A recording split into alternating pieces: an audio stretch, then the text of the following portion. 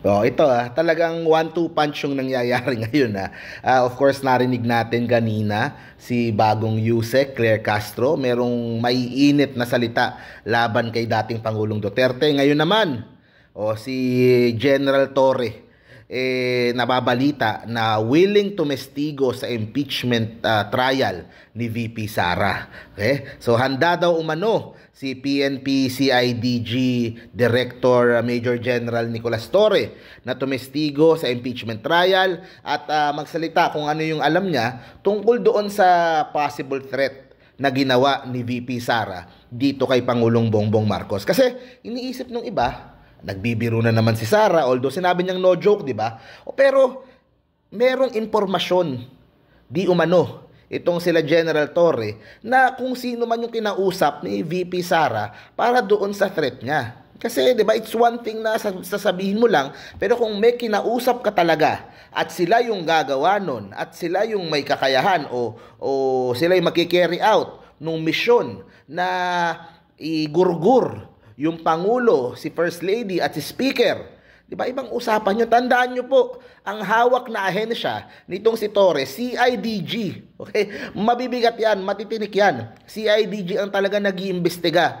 Ang malupit mag-imbestiga at kayang kumuha ng mga impormasyon, kayang mag-uncover ng... Kumbaga, yan talaga yung expertise ng kanyang ahensya na hawak. Mag-imbestiga.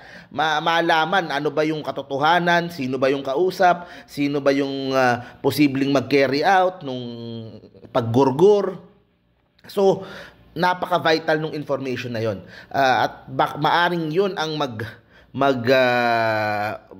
maging rason o maging kumaga yun yung mag-smoking gun that would lead to a guilty verdict para po sa impeachment trial ni VP Sara. Tingnan mo talaga, itong si General Torre, siya talaga yung #1 na tinik dito sa mga Duterte at talagang gigil na gigil sila dito. Kasi una kay Kibuloy, di ba? Siya yung nagpasuko dito kay Kibuloy. O tapos yung mga kaso laban kay Digong, siya din yung ngayon pati sa impeachment, siya na din yung willing na mag-testify at baka siya dahil sa kanya kaya ma-convict itong si VP Sara. Pero bukod dyan, ito karagdagang balita, pinuri ng mga kongresista itong si General Torre dahil sa naging pagtindig umano nito kontra sa fake news matapos sampahan ng reklamo yung si Ernest Abines, Jun Abines.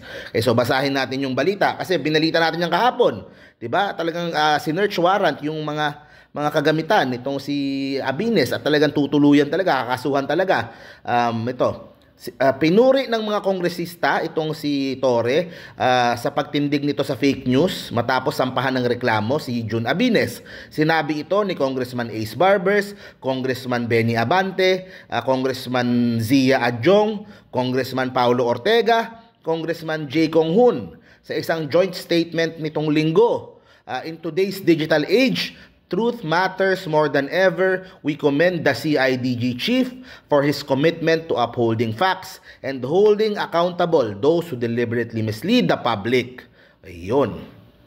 Fake news is a serious threat to our society. It misleads people, distorts public discourse, and even puts lives at risk. Those who spread false information should be held responsible for the damage they cause, whether to private individuals, public servants, or the Filipino people as a whole. In this new era of governance, those who break the law are not silenced or killed. There are no EJK here. Instead, we hold them accountable through the legal process. Of course, yung Kongreso sa TRICOM, nakadalawang atenda tayo dyan. Gusto talaga nila na sugpuin itong fake news kaso kumagano parang ako sa totoo lang parang medyo kulang pa yung kanilang kaalaman kung paano gumagana itong fake news. Itong sila General Torre talagang kaso kaagad, wala nang patumpik-tumpik, kaagad. Si Attorney Claire, nag-YouTube yan, so alam niya yung bilis ng fake news Hindi kasi pwedeng mas mabilis sa'yo yung fake news dahil napakabilis kumalat niyan. Kailangan uunahan at kailangan magkaroon ng deterrent para sa mga blatant na nagpapakalat ng fake news. It's one thing na post ako, magkamali lang ako ng sinabi, nagkamali ako ng impormasyon, hindi ko sinasadya o nagsorry ako, o ano yun kumbaga honest mistake yun. Pero meron kasi tayong mga kababayan na talagang blatant yung kanilang pagsisinungaling. Alam nilang nagsisinungaling sila, pero ilalabas pa rin nila, lolokohin nila yung kababayan po natin. At yun nga, kita nga dito sa Planet Shakers na yan, sa Cebu na yan, ganun sila kagrabe magpakalat ng fake news, di bali ng, di ba? Kasinungalingan yung kanilang kinakalat, basta makapanloko ng kapwa, makuha nila yung kanilang gustong mangyari at kumbaga makaano sila makabuli sila ng kalaban nila at pero the thing is ito yun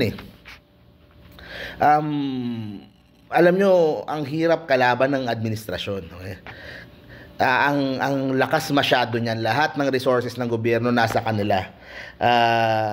Sa totoo lang, naging mabait lang yung PBBM admin dito sa kampo ng mga Duterte.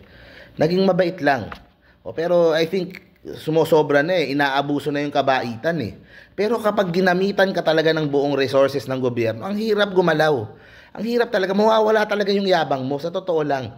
Kasi buong gobyerno yan, ang hirap niyan Lahat ng ahensya yan, may kapangyarihan sa kanila. Sa akin lang, sumuporta na lang tayo sa gobyerno. Huwag tayong mas marunong sa presidente. Di ba? Kung tingin mo, mas magaling ka sa presidente natin, ikaw ang tumakbong presidente.